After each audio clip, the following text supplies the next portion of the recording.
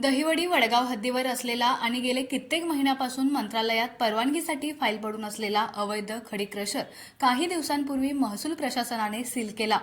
महावितरण कंपनीने अवैध खडी क्रशरसाठी वीज कनेक्शन दिलं नसताना आणि त्याच ठिकाणी विनापरवाना चालणाऱ्या डांबर प्लांटसाठी असलेले वीज कनेक्शन चुकीच्या पद्धतीनं गेल्या कित्येक महिन्यांपासून वापरलं जात आहे। याबाबत महावितरण कंपनीच्या दहिवडीच्या कार्यालयीन प्रमुखांनी तहसीलदारांनी आदेश दिल्यावर सदरचे कनेक्शन कट करू असं सांगितलं होतं। मात्र तहसीलदारांच्या आदेशानंतरही अवैध खडी क्रशरसाठी वापरले गेलेले वीज कनेक्शन कट करण्यात आले नाही। याबाबतच्या वीज कनेक्शनच्या कटिंगसाठी महावितरण कंपनीने महसूल प्रशासनाकडे प्रतिनिधीची मागणी केली। मात्र कोणत्या अधिकारांतर्गत आम्हाला प्रतिनिधीची मागणी करताय? अवैध खडी क्रशरसाठी वीज कनेक्शन देताना आम्हाला विचारलं होतं का? असा पलटवार महसूल प्रशासनाने महावितरण कंपनीच्या प्रतिनिधी मागणीच्या पत्रानंतर केला आहे। महसूल प्रशासनाने कारवाई केलीच आहे। वीज कनेक्शन कट करणे हे महावितरण कंपनीचं काम असताना महावितरण कंपनी दिशाभूल करत आहे।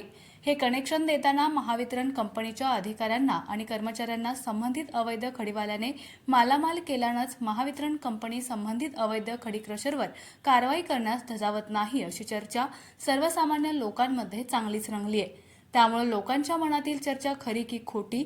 महावितरण कंपनी चुकीच्या पद्धतीनं दिलेले आणि अवैध खडी क्रशरसाठी वापरलेले वीज कनेक्शन कट होणार का?